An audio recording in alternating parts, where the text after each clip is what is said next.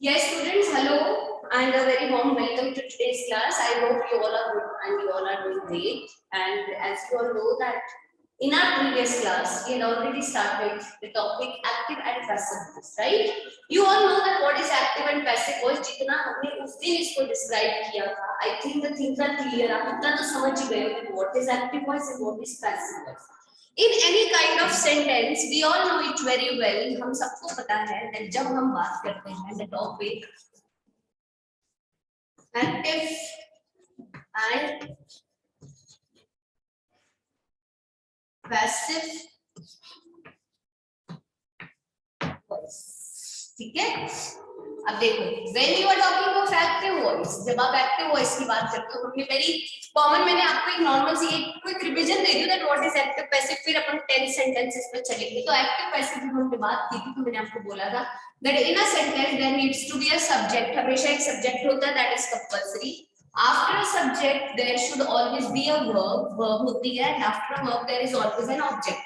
अगर जहां पे हमारा सब्जेक्ट एक्टिव होता है दैट इज एक्टिव वॉइस, ठीक है? जहां पे हमारा कर्ता, ये क्या है, हमारा डूअर ऑफ द एक्शन, ये है एक्शन एंड ये है रिसीवर ऑफ द एक्शन. जब doer of the action active position में होता है तो वो वॉइस क्या होती है, एक्टिव वॉइस. जब इसी को आप पैसिव कर दोगे, पैसिव वॉइस, तो आप इसमें देख सकते हो दैट ये जो होता है ना, ये आपकी एक्टिव पोजीशन पे चला जाता है और ये आपका पैसिव पोजीशन पे आ जाता है. तो when the doer of the action goes passive, जब डूअर ऑफ द एक्शन क्या हो गया, निष्क्रिय हो गया, और जो रिसीवर ऑफ द एक्शन का जो आपका ऑब्जेक्ट था वो एक्टिव हो गया, तो वो कौन सी वॉइस हो जाएगी, एक्टिव वॉइस, पैसिव वॉइस, ठीक है? तो अब देखो ऑब्जेक्ट इधर आ जाएगा, सब्जेक्ट इधर चला जाएगा, वर्ब यहीं पे रहेगा. बट क्या सिंपली ऐसे कर देने से आपका एक्टिव का पैसिव हो गया? ये हमने उस दिन भी बात की थी. No, it is not that possible. इसके साथ में कुछ चेंजेस भी करने पड़ते हैं. क्या चेंजेस करने पड़ते हैं? After placing the object at this place you need to have a helping verb. आपके पास एक हेल्पिंग वर्ब होनी चाहिए, ठीक है? उसके बाद में आपको वर्ब की कौन सी फॉर्म लेनी है, थर्ड फॉर्म लेनी है. यहाँ पे फर्स्ट हो, देन ऑल्सो मेक थर्ड, यहाँ पे सेकंड हो, मेक थर्ड, यहाँ पे थर्ड हो, keep the third. That is passive position के अंदर आपको हमेशा वर्ब की कौन सी फॉर्म चाहिए, that is third form. After that आपको एक वर्ड यूज करना है, दैट इज नोन एज बाय, ठीक है? Plus then subject. तो ये जो पूरा का पूरा स्ट्रक्चर होता है ना, इस स्ट्रक्चर को आप बोल सकते हो that this is your passive. अब आती है हेल्पिंग वर्ब की बात. तो हेल्पिंग वर्ब के जो क्राइटेरियाज होते हैं वो दो होते हैं. क्या क्राइटेरियाज होते हैं? एक तो आप हमेशा टेंस देखोगे और एक आप हमेशा नंबर देखोगे. इन दोनों के बेस पे ही आप हेल्पिंग वर्ब को यूज करोगे कि कौन सी हेल्पिंग वर्ब लगानी है. सपोज प्रेजेंट सिंगुलर है तो मैं क्या यूज करूंगी, इज. प्रेजेंट प्लूरल है तो मैं क्या यूज करूंगी, आर. अगर पास्ट सिंगुलर है तो मैंने क्या यूज किया, was. अगर पास्ट प्लूरल है तो मैंने क्या यूज किया, were. तो फॉर लाइक दिस कहीं पे being यूज होगा, कहीं पे being यूज होगा, कहीं पे be यूज होगा. तो दिस वे ये बहुत सारी चीजें हैं जो जैसे ऐसे ही मूव करती जाएंगी. तो छोटी छोटी सी चीजों का हमें बहुत ध्यान यहाँ पे रखना पड़ेगा, ठीक है? अब उसके बाद देखो, अब हमने इसके टेंसेस के अकॉर्डिंग हमने कहा था इस पे वर्क करेंगे. और देखो बहुत ही सिंपल सी एक चीज है, चीज दिमाग में रखो. This much I know that, इतना तो आप सोच सकते हो बहुत आसानी से, दैट जब भी आप एक्टिव पैसिव की बात करें you are always taking the tense to the third form. जो किसी भी फॉर्म में हो थर्ड. तो सपोज सोचो, कहने का मतलब है जो चीज हो ही नहीं अभी तक में, जो चीज अभी तक, जो वर्ब अभी तक, जो एक्शन अभी तक परफॉर्म ही नहीं हुआ, उसको थर्ड फॉर्म कैसे करोगे? तो अगर हम फ्यूचर टेंस की बात करते हैं तो फ्यूचर में तो एक्शन तो अभी हमने परफॉर्म ही नहीं किया.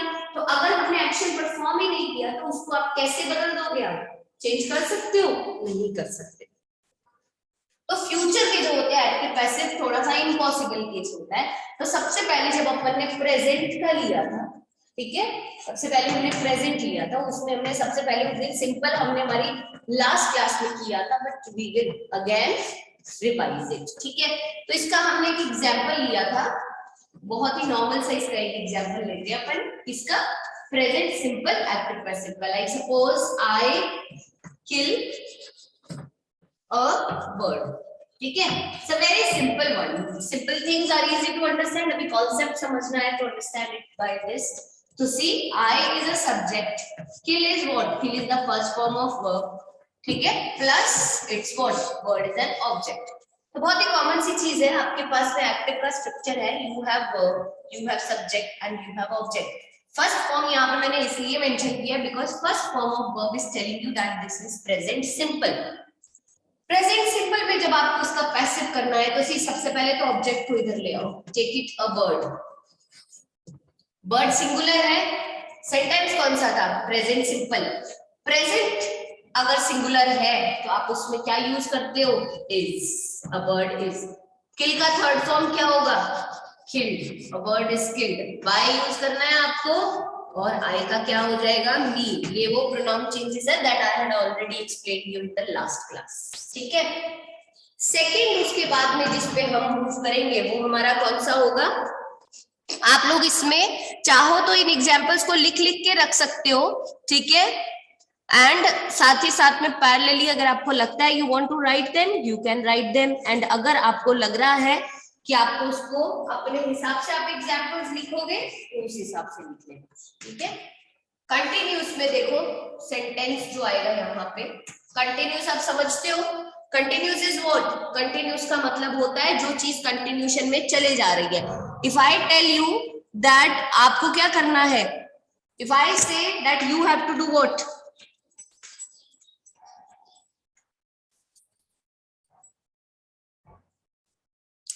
If I say, my voice is clear ना, आवाज ठीक है, बीच में थोड़ा सा माइक ब्रेक डाउन हुआ है, is it okay, just raise your hands अगर मेरी वॉइस क्लियर है तो, यस ओके ओके। सो देखो यहाँ पे the boys are flying kites, ये जो है ये हमारा कंटिन्यूस, कंटिन्यूस कैसे पता चला, एक तो यहाँ पे देखो आर आ रहा है, आर प्रेजेंट में यूज हो रहा है, और आईएनजी आ रहा है, दैट मींस इतना मैं समझ गई that this is present continuous. अब इसमें अगर मुझे यही यूज करना है तो देखो मुझे क्या करना है, सबसे पहले तो मुझे ऑब्जेक्ट को इधर लाना है, दैट इज काइट्स। काइट सिंगुलर है, प्लूरल है, प्लूरल है हमें पता है, तो ये आर ऑलरेडी इज हियर, तो मैंने लिखा काइट्स आर। अब यहाँ पे मुझे एक चीज यूज करनी होती है, BEING, ठीक है, तो कंटिन्यूस के साथ में आप याद करोगे BEING।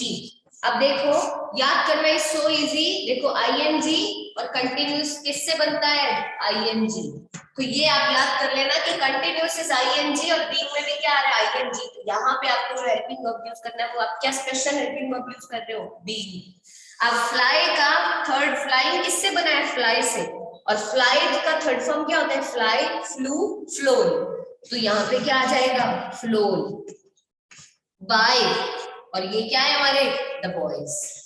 अब ये यहाँ पे स्मॉल लेटर में हो जाएगा बिकॉज वहां पे उससे लाइन स्टार्ट हो रही थी, यहाँ पे उससे स्टार्ट नहीं हो रहा, तो kites are being flown by the boys, ठीक है। तो इसमें याद जो चीज रखोगे वो ये रखोगे, दैट इज बीइंग। जहां पे भी कंटिन्यूस आएगा वहां पे आपको हेल्पिंग वर्ब कौन सी यूज करनी है, बीइंग यूज करनी है, क्योंकि दूसरी एक हेल्पिंग वर्ब तो आपके पास ऑलरेडी होगी, इज एम आर जो भी होता है वो तो आपके पास ऑलरेडी होगा, क्योंकि वो होगा तभी सेंटेंस कंटिन्यूअस बनेगा, कंटिन्यूअस हमेशा is am are plus ING से ही बनता है। So the helping verb that you have to implant is being, और वो बीइंग और बीइंग में कंफ्यूज मत होना, वो कैसे याद कर सकते हो, being means ING and continuous means ING, तो यहाँ पे आ गया the kites are being flown by the boys, okay. Write it down, note करो इसको फटाफट 2 मिनट में। Even though you have examples in your book, still write it down with your hand. एक बार अपने हाथ से लिखोगे तो things will be very easy to you. Now after this जो next अपन करेंगे that is present perfect. Present continuous का perfect continuous का नहीं बनेगा because जो चीज अभी तक चल रही थी और आगे भी perfectly continuously चलती रहेगी उसका कभी भी नहीं बनेगा, because जो verb finish ही नहीं होगा तो उस verb को आप third form में कैसे लेके जाओगे, because we don't know that for how much time the verb is going to be continue in the future. तो जब हमें पता ही नहीं है तो आप उसको कैसे रोक सकते हो, आप रोक ही नहीं सकते हो। और जो प्रेजेंट कंटिन्यूस होता है उसका कहने का मतलब होता है प्रेजेंट में अभी अभी चल रहा है, ठीक है, तो ये तो फिर भी हो सकता है, लेकिन जो चीज परफेक्टली कंटिन्यूसली कब तक चलेगी उसके बारे में हमें कुछ पता नहीं होता। तो जब हम प्रेजेंट परफेक्ट पे जाएंगे तो we can say that we have an example written over here, तो हमारे पास है we have won the match. Won means third form and have means perfect, ठीक है, हैज हैव हैड परफेक्ट में आते हैं। तो ये देख के मुझे ये तो पता चल गया ये प्रेजेंट परफेक्ट है। अब इसका जब मैं चेंज करूंगी तो उसका क्या हो जाएगा? Now firstly the match is an object, so I'll take the match over in the place of subject. The match has, we के साथ में have था, but match के साथ में क्या आएगा? Has. The match has been won by us. Okay, so see we have won the match. So now I've written these two, तो मैं उसको change करती हूँ यहाँ पे, ठीक है? तो आप लोग उसको लिख के रख सकते हो, we have won the match, और उसको चेंज करके देखो, are you able to change it? ये देखो परफेक्ट पे आ गए हैं, तो देखो we have won the match. अब सबसे पहले प्रॉब्लम आई कि मैम ये कौन सा टेंस है, सो दैट हम उसके अकॉर्डिंग चेंज करेंगे। तो बेटा जी ये टेंस कौन सा है? जब जहां पे आपके पास में हैज है आ जाता है और वर्ब की थर्ड फॉर्म आ जाती है, वो कौन सा टेंस होता है? It's always a perfect tense. तो इसको चेंज कैसे करेंगे? द मैच, ऑब्जेक्ट यहां आ जाएगा द मैच। देखो यहाँ पे वी प्लूरल था तो we to have, but the match when we are talking is, इसको हम सिंगुलर कंसीडर करेंगे तो हैज। अब देखो जब हमने कंटिन्यूअस में बीइंग लिया था ना, तो परफेक्ट में हमें हेल्पिंग वर्ब क्या लेनी है? बीइंग, ठीक है, ये क्या है? इसकी हेल्पिंग वर्ब, ठीक है। परफेक्ट कंटिन्यूअस में हम हमेशा बीइंग यूज कर लेते थे, तो अब वहां परफेक्ट कंटिन्यूअस तो यूज करना नहीं है, तो परफेक्ट के साथ में क्या यूज करोगे? Being. The match has been. अब वर्ब की लगानी है थर्ड फॉर्म। वॉन किससे बना है? विन से। विन, वॉन, वॉन, तो दैट इज कि वॉन ही हमारा थर्ड फॉर्म है। तो हमने कहा था इवन इफ यू हैव, हमारे पास अगर फर्स्ट फॉर्म है तो हम उसकी क्या कर देंगे? थर्ड कर देंगे। अगर हमारे पास सेकंड है हम उसकी क्या कर देंगे? थर्ड कर देंगे। अगर हमारे पास ऑलरेडी थर्ड है हम उसकी क्या कर देंगे? ठीक है। तो अगर हमारे पास यहाँ पे ऑलरेडी थर्ड फॉर्म है, बिकॉज परफेक्ट में थर्ड आती है, डज नॉट मैटर, आप वापस क्या यूज कर दोगे? सेम, ठीक है। The match has been won by, तो हमें लगाना ही है बाय। वी का इधर आके क्या हो जाएगा? अस, तो ये इसका चेंज हो गया, the match has been won by us. Okay, अब इसका जो लास्ट हमारे पास आता है वो आता है परफेक्ट कंटिन्यूअस। तो see how simple it is. जो परफेक्ट कंटिन्यूअस है उसका क्या हो जाएगा? No passive. जो चीज हमें पता ही नहीं है नियर फ्यूचर में कब जाके खत्म होगी, हो सकता है वो 50 साल तक चलती रहे, तो कभी तो उस पे स्टॉप लगे। तो अगर हमें पता ही नहीं है वो कब जाके खत्म होगी, तो दैट मींस, क्योंकि वो परफेक्ट जब ज्वाइन हो जाता है ना साथ में, दैट मींस कि वो चीज परफेक्टली कंटिन्यूअसली चलती ही रहेगी, चलती ही रहेगी। तो वहां पे आके क्या पॉइंट पे आ जाते हैं हम?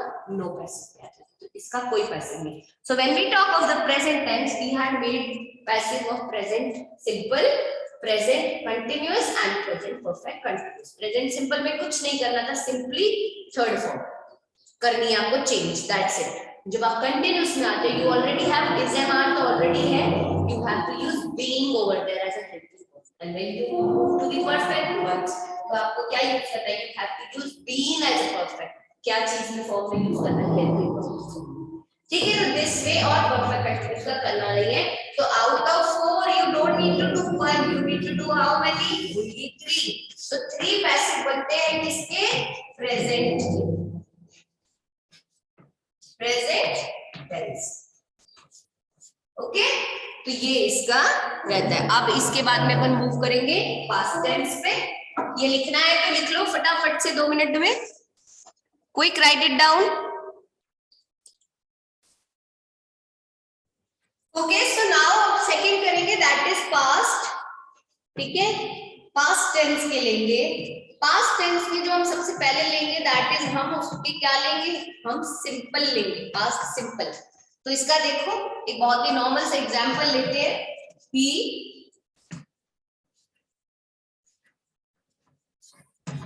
he bought an apple, ठीक है, अब ये मुझे कैसे पता चला that it is past simple, क्योंकि यहाँ पे सिंपली और कुछ भी अड़ंग बड़ंग साथ में कुछ भी यूज नहीं किया है, कोई हेल्पिंग वर्ब यूज नहीं की है, कोई डबल हेल्पिंग वर्ब यूज नहीं की, कोई हमने एक्स्ट्रा ऑक्सिलरी यूज नहीं किया, कोई मॉडल यूज नहीं किया, nothing, just and just simply हमारे पास क्या है, वर्ब की सेकंड फॉर्म। तो जहां पे हमारे पास वर्ब की सेकंड फॉर्म होती है वो हमारा क्या होता है, सिंपल पास्ट।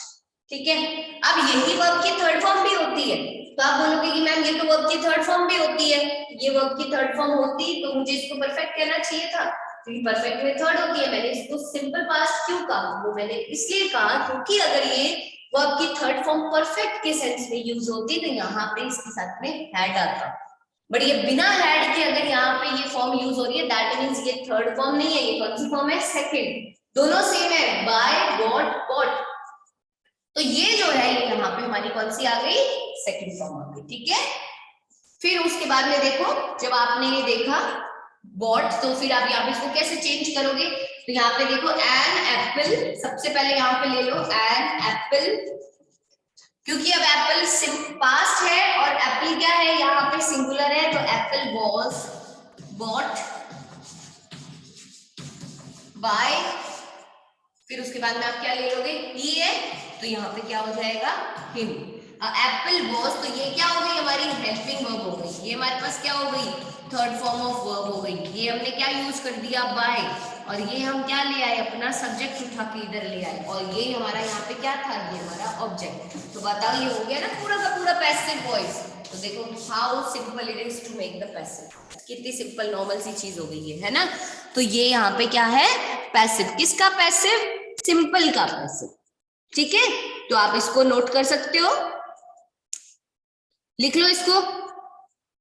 फिर उसके बाद में अपन चलेंगे पास्ट कंटिन्यूअस पे, and past continuous itself again is a very simple one, past continuous भी बहुत सिंपल है। वो कैसे सिंपल है, बिकॉज देखो कंटिन्यूअस मतलब इजएमआर आता है प्रेजेंट में, तो पास्ट में क्या आएगा, was and were, was verb के साथ में जो भी वर्ब आएगी वो आईएनजी की ही आएगी, like he was selling an apple. ठीक है, तो क्या आया, he was selling an apple, you can सी यहाँ पे वॉज भी आ रहा है और सेलिंग में आईएनजी भी आ रहा है। ठीक है, तो ये क्या है, पास्ट का कंटिन्यूअस। तो देखो ही वॉज सेलिंग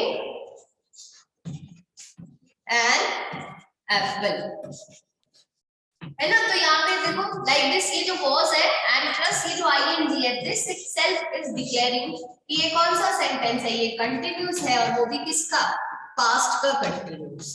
ठीक है, so when we are talking of past continuous and we have to change it into passive, तो हमने एक चीज देखी थी कि जब भी आप कंटिन्यूअस का पैसिव करते हो तो आपको उसके साथ में क्या यूज कर देना है, you have to use being, because ING and ING matters a lot, तो आप ये यहाँ पे क्या यूज कर दोगे, उसको बीइंग यूज करोगे। तो सी सबसे पहले bring the object over here, तो सबसे पहले एन एप्पल को ले आओ यहाँ पे, एन एप्पल, ये ऑलरेडी हमें हेल्पिंग वर्ब जो दी हुई होती है ये तो हमें लेनी होती है, वॉज, फिर हमें क्या यूज करना है, बीइंग। सेलिंग किससे बना है, selling is made from sell, selling की फर्स्ट फॉर्म क्या है, सेल, इसमें आईएनजी जोड़ा तो सेलिंग बन गया, sell plus ING is selling, तो हमेशा फर्स्ट फॉर्म में आईएनजी जुड़ता है, तो sell is the first form, तो sell plus ING is selling, तो सी, तो यहाँ पे सेल का थर्ड फॉर्म क्या हो जाएगा, सोल्ड बाय, ही है तो क्या हो जाएगा, हिम। ठीक है, an apple was being sold by him, this is past tense का कौन सा, द कंटिन्यूअस। अब हम इसके मूव करेंगे परफेक्ट पे। परफेक्ट में आपको पता है जैसे यहाँ पे बीइंग यूज किया था, यहाँ पे आपको क्या यूज करना है, you have to use being. Okay, now you all know very well, I have told you in the previous examples that whenever you are using continuous तो आपको ing यूज करना है, and when you are using perfect तो आपको क्या करना है, आपको वहां पे being यूज करना है। तो सिंपली जब आप परफेक्ट पे बात कर रहे हो तो how you are going to identify that it's a perfect, so see they had sold the apples, उन्होंने क्या किया है, they had sold the apples, उन्होंने क्या किया, एप्पल्स सोल्ड किए। ठीक है, तो हैड आया तो it means perfect, that is had है तो it's past perfect and sold is already the third form.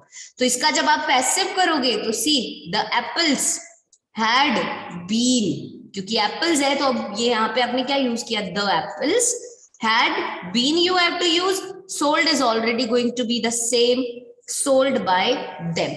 So see the example, they had sold the apples. Okay, now looking at the had and looking at the sold, that is the third form. इन दोनों को use करते हुए देखते हुए मुझे पता चला that it's what, it is a perfect tense, that is past perfect. So see, इसका जब मैं passive voice करूँगी, it's that too simple that first of all object को लाना, that is the apples. Then क्योंकि perfect है, had already I have to use and इसमें मुझे क्या यूज करना है, been, the apples had been. sold को मुझे sold यूज करना है because third form sold by, they का क्या हो जाता है, them, the apples had been sold by them. Okay, तो दिस वे सोल्ड, यहाँ पे देखो अब इसमें ये देखो ऑब्जेक्ट आ गया प्लस हैड ऑलरेडी था वो हो गया, प्लस यहाँ पे हेल्पिंग वर्ब आ गई, ठीक है, प्लस यहाँ पे थर्ड फॉर्म ऑफ वर्ब आ गया, प्लस मैंने बाय ले लिया एंड प्लस ये मेरे यहाँ पे सब्जेक्ट. तो this way you can see कि ये हमारा परफेक्टली एकदम से डन हो गया, the apples had been sold by them. ना कुछ इसकी चीजें रह गई हैं, दीज आर द थिंग्स. अब इसके बाद में जो छोटा छोटा सा पोर्शन रह गया है, दैट इज, हम बहुत ही सिंपली अगर बात करें तो जब हम बात कर रहे हैं इनकी and when we are talking of the next, that is हम जब बात करते हैं नेक्स्ट टाइप ऑफ सेंटेंस की जिसको हम बोलते हैं पास्ट परफेक्ट कंटिन्यूअस, तो इसके लिए हमारा सिंपल आंसर है no passive. Okay, that is no passive. जब हमें कोई चीज अभी तक वो हमारा कंप्लीट ही नहीं हुआ है, जब चीज हुई नहीं है तो उसको पास्ट कैसे कर दोगे, इज इट पॉसिबल? नो. कोई भी वर्ब जब हुई नहीं है तो उसकी थर्ड फॉर्म कैसे करोगे? After that one more thing, that is the future tenses. Future tenses जो हुई नहीं वर्ब कैसे करोगे, तो फ्यूचर टेंसेस की भी क्या हो जाती है, नो पैसिव. ठीक है, so this is, we can say that with this the explanation of this chapter is completed.